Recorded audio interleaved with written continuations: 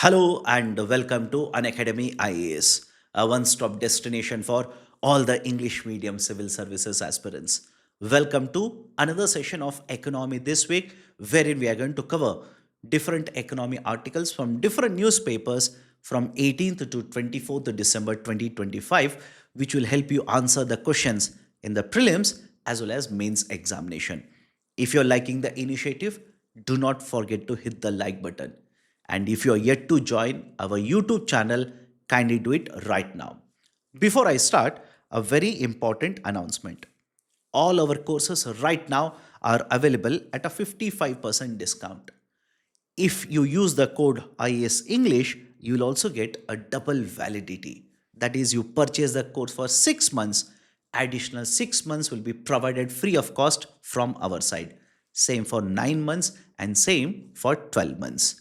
And you also become eligible for CSE Assure. Those interested in enrolling with us, check out the details by clicking on the link provided in the description below. Let me start the discussion. The first important article, India-New Zealand Free Trade Agreement. In the last 1 week, there have been two important free trade agreements in the newspaper, including India. One with the New Zealand and the second one with one of the Gulf cooperation countries, that is Oman. Let's understand both of them. First one is India-New Zealand Free Trade Agreement. What is the importance of this particular free trade agreement? What are the important points? Under the free trade agreement, generally the focus is on reduction or elimination of tariff barriers. That is, you export and you import goods from the trading partner. And generally, these particular goods will attract a certain tariffs. In simple terms, taxes when they are imported. Under the free trade agreements, generally the focus is on reduction of these particular tariffs and elimination of these particular tariffs. And the same thing has been agreed between India and New Zealand now. Most of India's goods will be exempted, or basically they will enjoy the benefit of zero tariffs, and the same has been extended by India to New Zealand's exports. So essentially, in terms of trade of goods, the exemption, or let's say the reduction or elimination of tariffs, has been announced or will come into force in the coming months. The first very important point. As a result of this, the bilateral trade between both of these particular countries is expected to double in the next 5 years. It is expected to double in the next 5 years. First, very important provision. Second, like I mentioned earlier, in the trade agreements, generally the focus is on the tariff barriers. But this particular trade agreement also has a provision for the countries to negotiate and resolve the non-tariff barriers as well. The non-tariff barriers. That is any kind of a other restriction which is not a tariff barrier. It could be in the form of technical regulations, right, or technical barriers to trade, etc. So there is a provision under this particular negotiated deal wherein there is a proposal or there is a provision for both the sides to negotiate and eliminate, reduce these particular non-tariff barriers. Second very important point. Third very important point, investment. Under the proposal, New Zealand has promised to invest $20 billion in the next 15 years. $20 billion in the next 15 years in India. Fourth very important provision or the proposal under the trade agreement, the rebalancing provision. Rebalancing. What is the meaning of a rebalancing provision? Like I said earlier, New Zealand has promised to invest $20 billion in the next 15 years in India. What if they are not able to meet the target? And first and foremost, the amount of investment for New Zealand is a considerable one. But if you talk about India, India has signed a free trade agreement EFTA with a group of 4 countries wherein they have promised to invest $100 billion under the trade agreement in India. So for India, this is a very important provision. Now, what if the country is not able to meet this particular target? There is a rebalancing provision. What does the provision essentially say? If New Zealand is not able to meet these kind of targets, then certain benefits which have been provided under the trade agreement. These particular benefits shall be scaled down, shall be reduced or withdrawn. This is a rebalancing provision. Fifth very important provision or fifth very important point under the agreement is 5,000 visas. New Zealand requires huge number of skilled labor, and India in recent trade agreements that they are negotiating or they have signed, one of the very important point from the Indian side which has been incorporated in this particular trade agreement is easy access to India's skilled labor in these countries, and that can be provided by ensuring the guaranteed visas. So New Zealand has guaranteed at any point of time 5,000 visas at any point of time, because these visas which are issued will have a duration of 3 years. Right? So this is the fifth very important point. The sixth very important point associated with the FTA is the review of the free trade agreement. As per the provision that has been incorporated in this proposal, there will be review of this particular free trade agreement after 1 year of its implementation. Review is also very important for a simple reason. India has signed multiple free trade agreements in recent times as well as in the past as well. Post 2021 itself, India has signed around 7 free trade agreements. We have signed trade agreement with Oman very recently. We have signed a free trade agreement with Australia. We have signed a free trade agreement with UAE. In addition to this, we are negotiating free trade agreement with many other countries.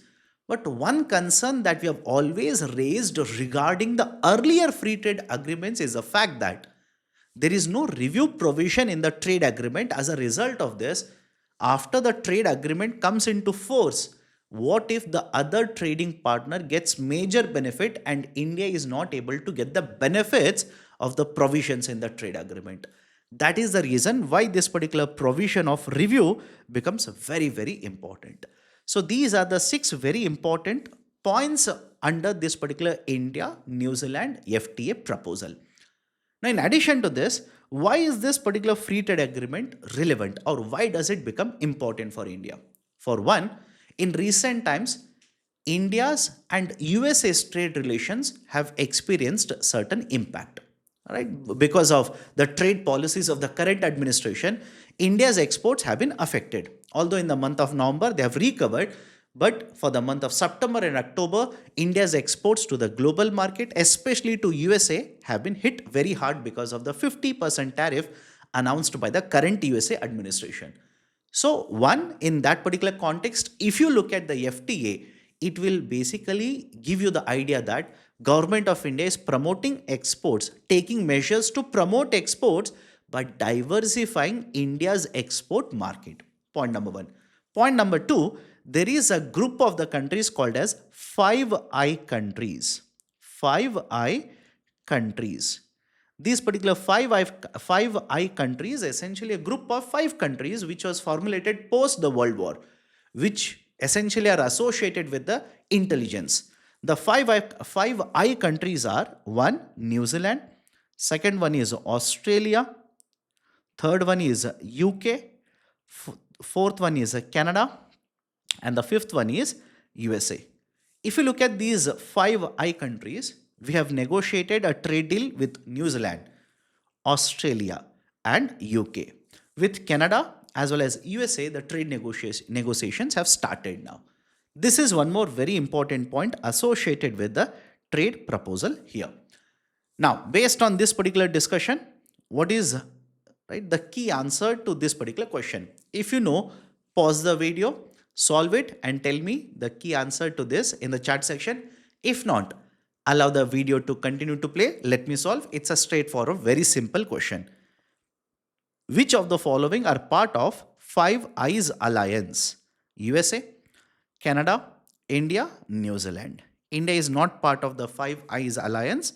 USA, Canada, and New Zealand. I've already listed the countries here. You can have a look at this, and you don't have to write it down. After the session is uploaded on the YouTube, the PPT as well as the notes of this particular session will also be uploaded.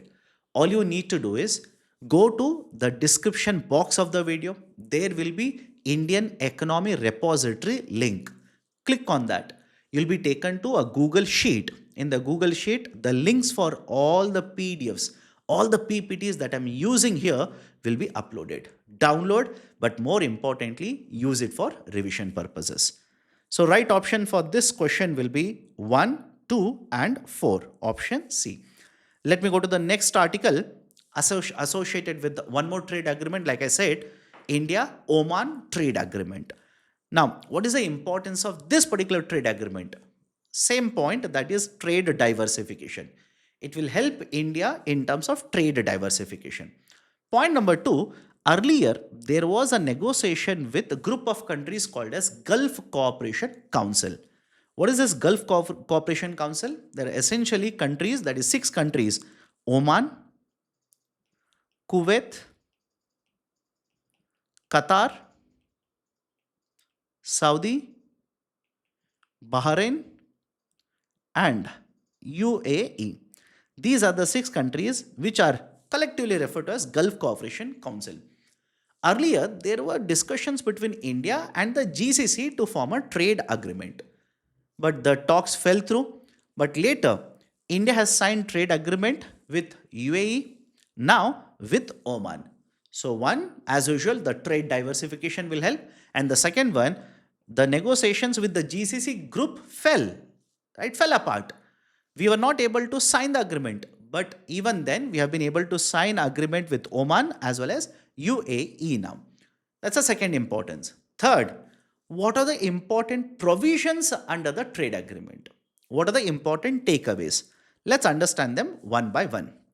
In the context of India-Oman trade agreement, the total bilateral trade comes somewhere around $10 billion. You don't have to remember the numbers because from one year to the next year, numbers keep on changing. The bilateral trade comes somewhere over $10 billion. Most of it, or around 6 billion plus, is imports into India from Oman, and India exports somewhere around $4 billion to Oman. Under this particular trade agreement, most of the exports that India does to Oman now will be exempted. That is, they will not be attracting any kind of a tariff. And in reciprocation, that is basically India has also provided that most of the exports that will be coming into India, generally the numbers will be more than 90%, be it in the context of India and New Zealand, India and Oman. The numbers are more than 90%. So more than 90% of India's exports will not attract any kind of tariff now, and more than 90% of exports from Oman into India will not attract any kind of a tariff. This is going to promote the bilateral trade. The bilateral trade. This is the first very important point. But in addition to this, there is one more very important point, or a couple of more important points that you need to make from this particular trade agreement or understand from this trade agreement.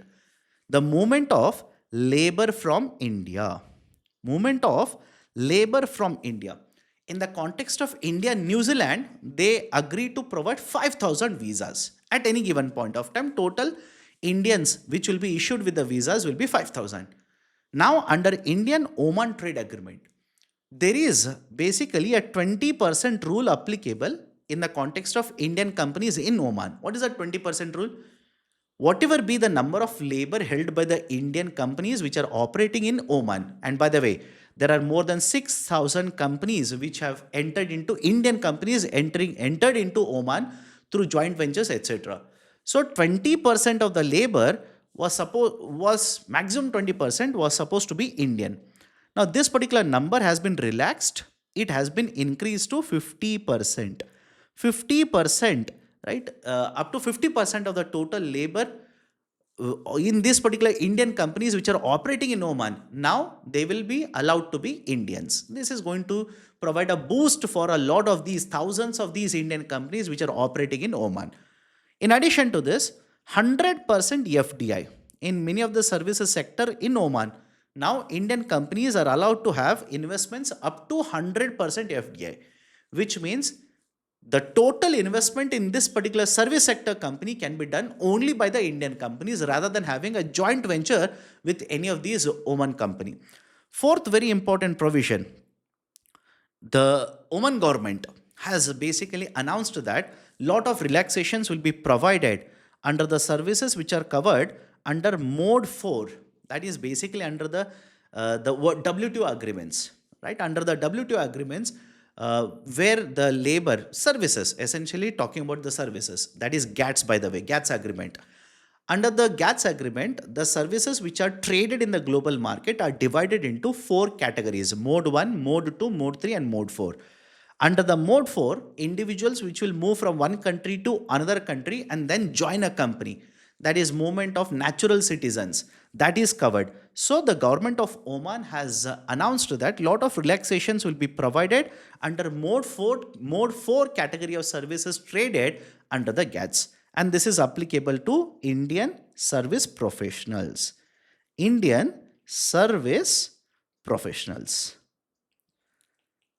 So these are certain very important points associated with India, Oman, the CEPA. In case of India, Oman, it is called a CEPA, Comprehensive Economic Partnership Agreement. And in the context of India and New Zealand, essentially it's a trade agreement which has been agreed to as of now. But overall, let's look at the overall, right? Let's have the evaluation in terms of the both of these trade agreements.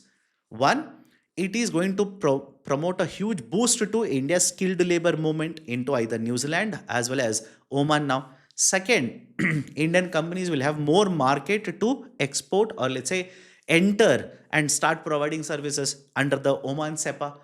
India's exports in services are going to be promoted because of this. And not just this. In these trade agreements, Government of India has ensured that they will protect India's sensitive sectors. Sensitive sectors related to agriculture. In case of India, a large chunk of working population is there in the agriculture, dairy sector, agriculture and allied sector.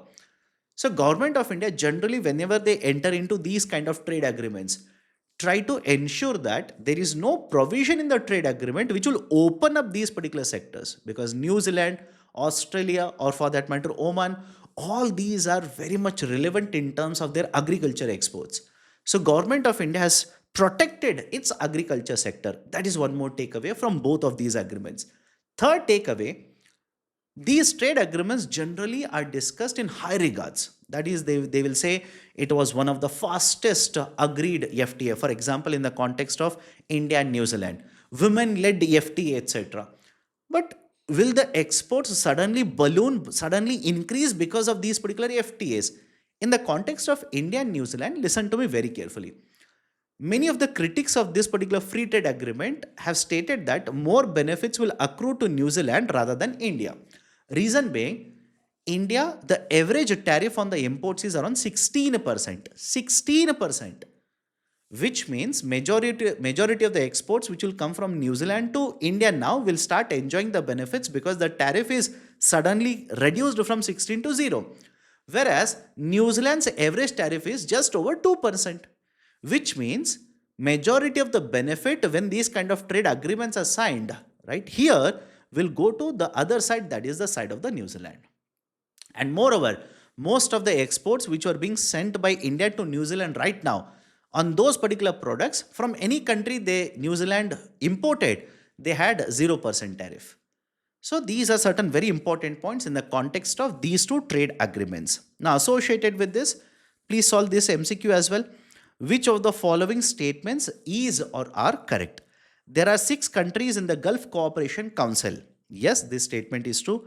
India has trade agreements with all these members. All these members of GCC? Absolutely no. Right option for the question will be option A. Only one is correct. Next article, Securities Market Code Bill. Finance Minister tables Securities Market Code Bill 2025 in Lok Sabha. Of course, this has been already passed. But what is the importance? Listen to me carefully. In the financial market, what the bill essentially does is, right now or before the bill, there were 3 important regulations. One is Securities Exchange Board of India, SEBI Act of 1992. Second one is Securities Contracts Regulation Act of 1956. And the third one is Depositories Act of 1996. So there were three different pieces of legislation to cover different aspects of the securities market. The government of India simply feels over a period of time, the role of SEBI has to change. The kind of instruments which are introduced in the security market has evolved. That is the reason what the government of India now says is, I will take all these laws and basically subsume them, right? Or basically bring them under the concept of Securities Market Code.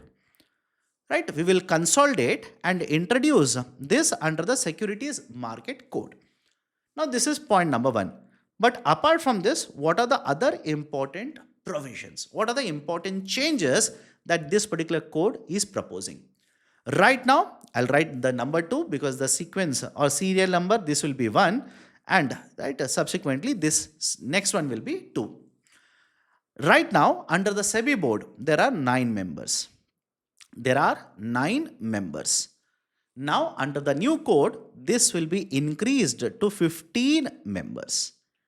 The number in the SEBI board will be increased to 15 members. Third one, under the new code, SEBI, whenever they want to introduce new guidelines, new regulations, first they will consult stakeholders. They will consult the stakeholders. Stakeholder consultation will be conducted. Next important point, fourth one. Right now, whenever there is any kind of investigation conducted by SEBI, right? In the recent case, for example, in the Hindenburg, right? Let's say Hindenburg Adani issue, investigation was conducted. NSE co-location, right? Investigation was conducted. A lot of times the investigations will take a very long time period. There is no time limit on it. This will hamper the investigation efficiency as well as the efficacy. Now, in the context of the code, it simply states the investigations shall be done in 180 days. The resolution of the investigation shall be arrived at within 180 days. This is another very important provision. Fifth very important provision. How far behind can I go? How far, right, let's say in the past can I go to start an investigation? Or else, let's say something has happened today. Till how long can the investigation can be launched in this particular event? There is certain accusation, there is certain, let's say, certain crime that has taken place. SEBI has to investigate. How far behind in the time period is it allowed to go? What is the maximum duration within which the investigation has to be started? The time period limitation has been decided at 8 years.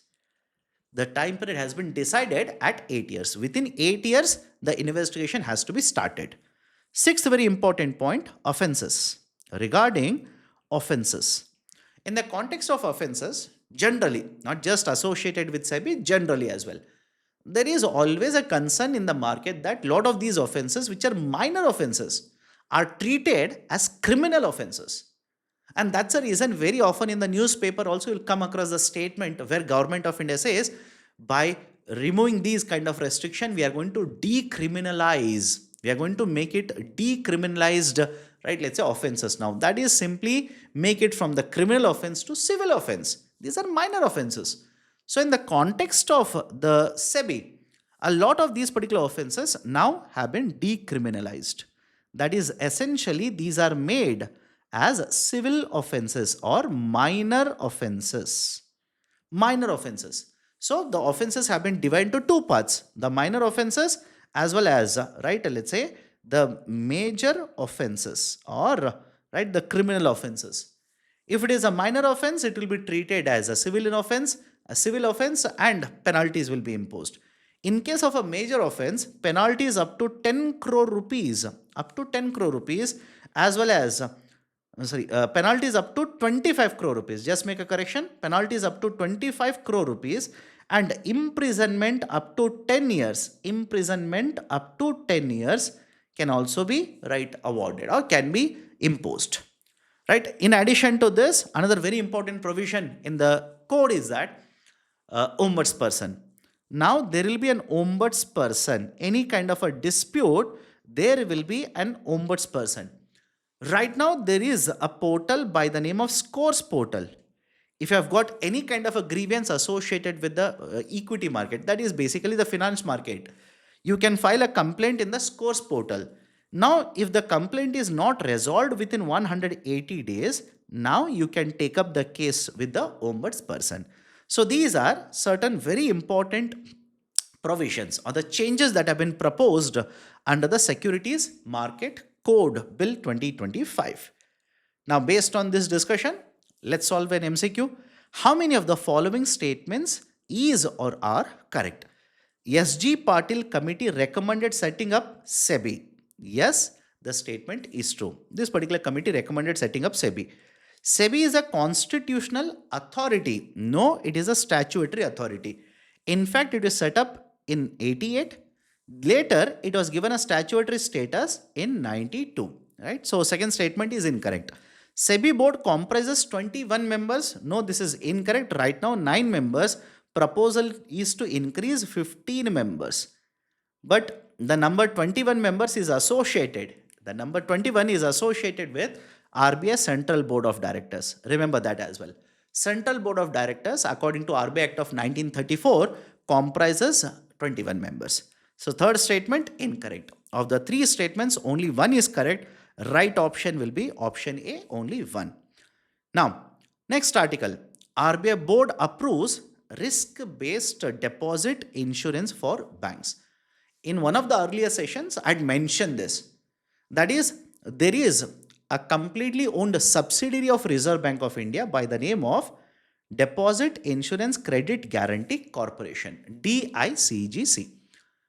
Any entity which will get a banking license by default will be covered under DICGC. And the deposits that these particular banks collect, there will be a deposit insurance provided by DICGC.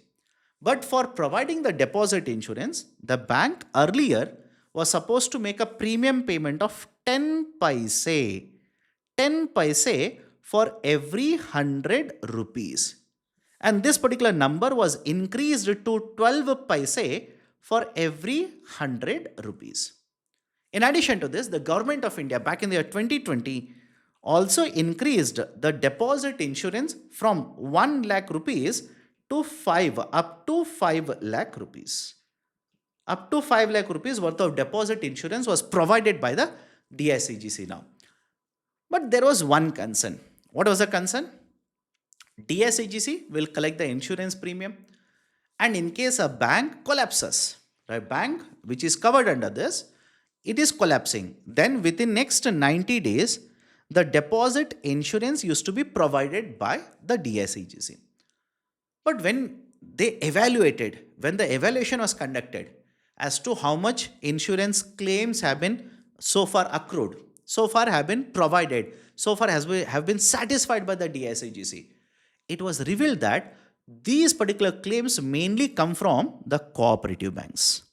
These are coming mainly from the cooperative banks.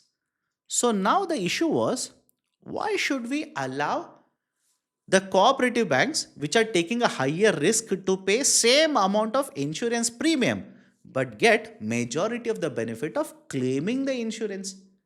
And that is the reason, based on the different recommendations of the committees, Reserve Bank of India earlier stated that we are thinking of changing the concept of flat rate of insurance premium or deposit insurance premium. From the flat rate, we wanted to shift, right, to risk-based payment. Risk-based premium payment, which essentially means all the banks which are paying a flat rate of insurance premium of 12 paise, right now, right? And this has been, that is the flat rate system of insurance premium has been introduced from the year 1962. So the argument was, we should not be allowing the banks, all the banks, despite their risk-taking ability, to have the same insurance premium. We should impose a higher premium on those which have a higher risk and lesser premium on the banks which have a lesser risk. This now has been approved by Central Board of Directors. This has been approved by Central Board of Directors. In fact, the Government of India has already amended the law. It has already amended the law, and according to the amendment, the the DICGC is allowed to have up to 15 paise, right? Rather than 12 paise, they can increase it to up to 15 paise. Maximum ceiling is 15 paise. But for that to be done, the DICGC has to take prior approval of Reserve Bank of India. Prior approval of RBI is required. Done. So now the Central Board of Directors has approved this. Let's wait and see whether the other banks will be asked to pay lesser premium, less than 12, and the cooperative banks, same 12, that is paise per 100 rupees worth of deposit, or the banks will be asked to pay lesser and the cooperative banks, the insurance premium would be increased from 12 paise to maybe 13 paise or maybe to 15 paise. Let's wait and watch. Now, associated with this, here is an MCQ. Consider the following statements. DICGC is completely owned subsidiary of RBI. Yes, the statement is true. DICGC unilaterally can increase the insurance premium to 15 paise. Underline the term unilaterally. No.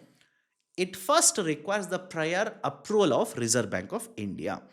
Third one, DICGC has been providing deposit insurance at a flat rate of premium since 1962. Yes, since 1962, because it is covered under the DICGC Act of 1961. Since 1962, it has been providing the insurance at the flat rate.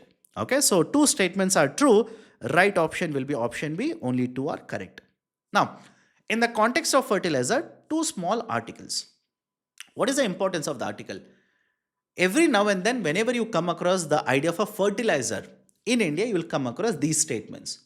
The domestic production capacity is lesser. We import a lot of these particular fertilizer, and this will have a huge impact on the subsidy of the government.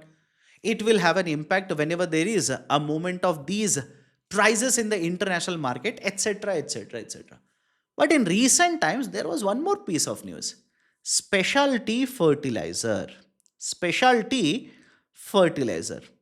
China imposed a restriction on the export of specialty fertilizer because we import some component or some amount of specialty fertilizer, and this essentially we do mostly from China. And China had imposed a restriction on the export of specialty fertilizer. Now, what are the important pieces of news in the last 1 week? Two important news articles. One, the Prime Minister of India has unveiled 10,600 crore worth of investment in fertilizer plant in Assam, that is in Dibrugarh district. Dibrugarh district. What is the importance of this? This will essentially promote production of nitrogenous based, that is urea production, fertilizer production in India. This is the first very important point. Second, because it is produced in the domestic market, the movement of fertilizer, the cost of the movement will be friendly, very market friendly. In addition to this, the import dependence to a certain extent will be lowered because of this. And moreover, please understand, this investment that is being proposed by the union government, this particular fertilizer plant is not a new fertilizer plant, by the way. They will use a term brownfield investment. Brownfield investment. What is the meaning of this?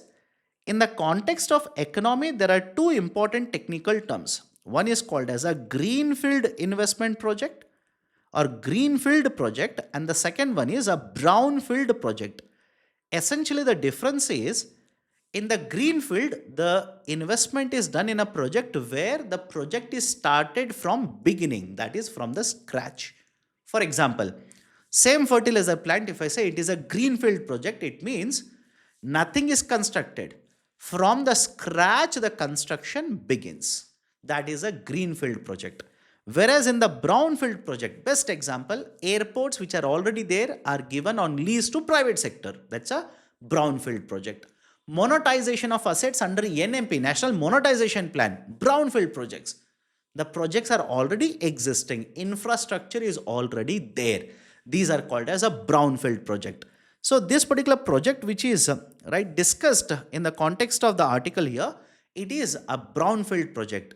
It was set up in the past because of unviability or non-viability issues, access to the raw materials, etc. This particular project was closed back in the year 2002 by the union government. Now the government of India says we are going to invest 10,600 crores and right, start the production at this particular plant, and the facility, Assam Valley Fertilizer and Chemical Company Limited, will have a will have a annual urea production of 12.7 lakh tons and will commence the production by 2030.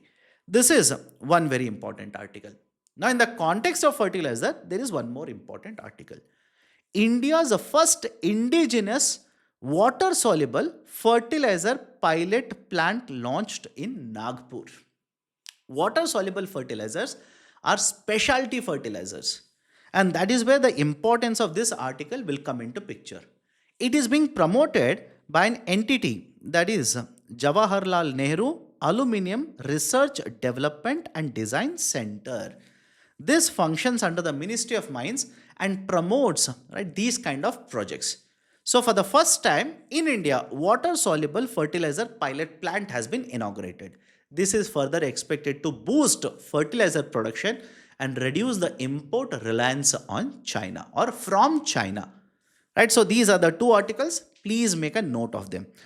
Next, last article, just a factual information. The finance minister has unveiled the new logo for regional rural banks. Now, historically, if you see, the concept of RRB, regional rural banks, has completed 50 years now. Okay, so back in 1975, it was promoted or it was recommended by Narsimham Committee. The RRB Act was passed by the government, or the act was implemented by the government, as a result of which multiple RRBs were located or were opened in India. And most of these were opened or mainly owned by the scheduled commercial banks. But over a period of time, the RRBs have incurred losses. And that's a reason back in the year 2005, there was one round of consolidation. In the year 2012, there was one more round of consolidation. And now the government of India has introduced a new policy, one state, one RRB. That is, in one state, there will not be multiple RRBs owned by multiple scheduled commercial banks. No, one state will have one RRB. As basically the process of implementation of this policy has been undertaken by the government. It has consolidated 26 regional rural banks across 11 states and union territories. And this policy has come into force from 1st May 2025. And now, right, the union government has unveiled this as the logo of regional rural banks operating in India. So these are certain important points, concepts, as well as the questions related to the articles which have appeared in different newspapers from 18th to 24th of December 2025. If you have liked the discussion, do not forget to hit the like button. If you are yet to join our YouTube channel, kindly do it right now. See you again next week. Take care.